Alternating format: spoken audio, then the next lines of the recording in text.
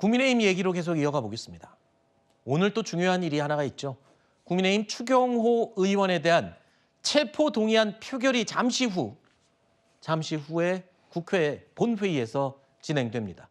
과반 의석을 차지한 민주당 주도로 가결될 것으로 누구나 다 예상을 하고 있는 상황인데요. 자, 그런데 내란 청산 정국이 중대 이 분수령을 이제 맞이하게 될 것 같습니다. 국민의힘은 내란 정당으로 위헌 정당 해산 심판의 대상을 또 피할 길이 없어 보입니다. 국민의힘이 일말의 반성과 사과도 없이 추경호 전 원내대표에 대한 체포 동의안 표결을 거부하겠다고 하는 모양입니다. 참 염치도 없고 뻔뻔한 정당입니다.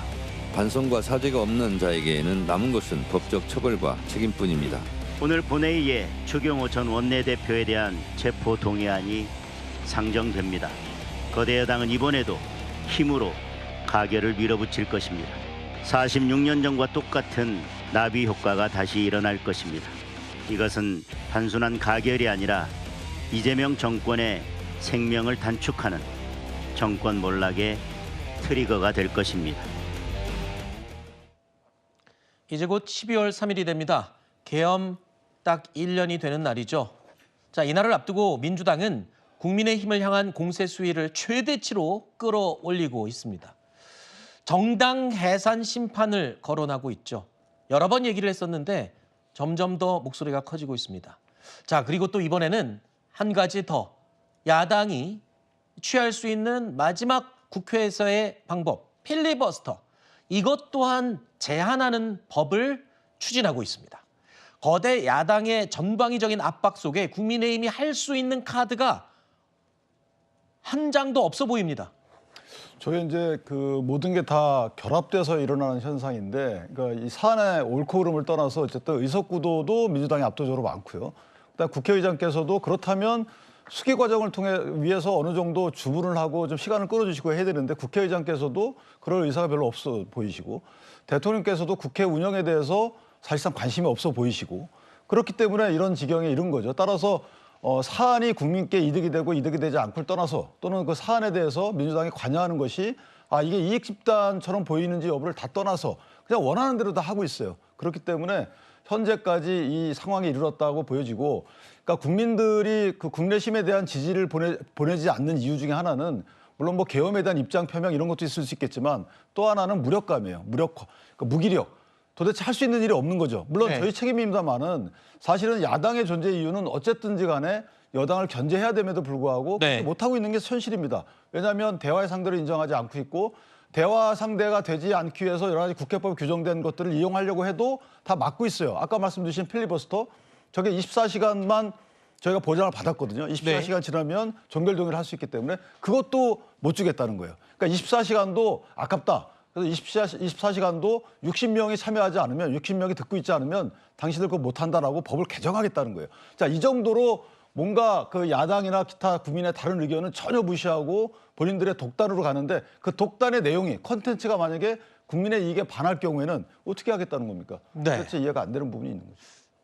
자, 그렇다면 국민의힘 지금 장외투쟁까지 하고 있죠. 할 수 있는 방법이 많지 않다 보니까 국민들의 마음, 여론을 좀 등에 업어볼까 노력을 하고 있습니다. 갖은 애를 다 쓰고 있는데, 자, 그러려면은 중도층이 좀 움직여야 되겠죠. 국민의힘 지도부는요. 하지만 나날이 보수 결집을 향해 달려가고 있는 모양새입니다. 당 내에서 차라리 지금이라도 계엄과 관련된 사과 메시지가 있어야 중도층의 마음을 얻을 수 있다라는 이야기가 심심치 않게 흘러나오고 있습니다만, 자, 이런 상황에서 국민의힘 지도부 셈법은 더 복잡해진 것 같습니다. 열심히 싸우고 있지만 그래도 혹시 방향이 틀린 것이 아닐까 스스로 묻고 또 묻고 있는 이 시점에 다시 또 방향을 잡아주셔서 감사하다는 말씀을 드리겠습니다. 이승만 대통령님의 탁월한 해안과 국국의 결단 굳건하게 지켜나가겠습니다. 당연히 12월 3일에 맞춰서 우리가 뭐 사과 내지는 쇄신, 뭐 성찰 이런 메시지가 나와야 된다고 저는 개인적으로 생각합니다. 그게 안 된다고 한다 그러면 의원들이 개별적으로 목소리를 내는 것도 저는 필요하다고 봅니다. 뜻이 맞는 의원들 모여서라도 사과 반성의 의미가 들어간 성명을 내야 한다 그 말씀이신 거예요? 그럼요. 삼삼오오 있는데 제가 뭐 말씀드리긴 좀 그렇고 왜냐면 어차피 다 이 공개가 될 테니까. 자, 그러니까 국민의힘 내부에서도 초선 의원들 중심으로 당내 소장파 의원들이요. 지금이라도 빨리 사과 메시지를 국민께 던져야 중도층의 마음을 얻을 수 있다라고 얘기를 하고 있습니다. 하지만 아까 들으신 것처럼 장동혁 대표는 사과의 이 메시지를 밝힐 의사가 없습니다. 이승만이라는 영화 관람 이후에 더 확실해졌다고까지 메시지를 던졌습니다.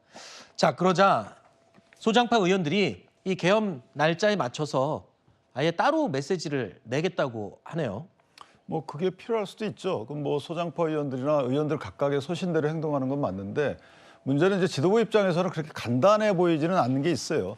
사과를 해서 만약에 국면 전환이 되고 그러면 왜 사과를 안 하겠습니까? 거기에 대한 고민의 이제 포인트가 있는 걸로 보여지고 2017년도 그때도 보면 사과를 하고 심지어는 당을 쪼개고 나가서 네. 행동으로 사과의 모습을 보여줬지만 거기에 대해서 국민적 시각은 냉담했거든요. 네. 자, 그런 경험을 했기 때문에 그 뒤에 4년이나 흘러서 2020년도 4월경에 다시 뭉쳐서 이제 선거를 치르게 됩니다.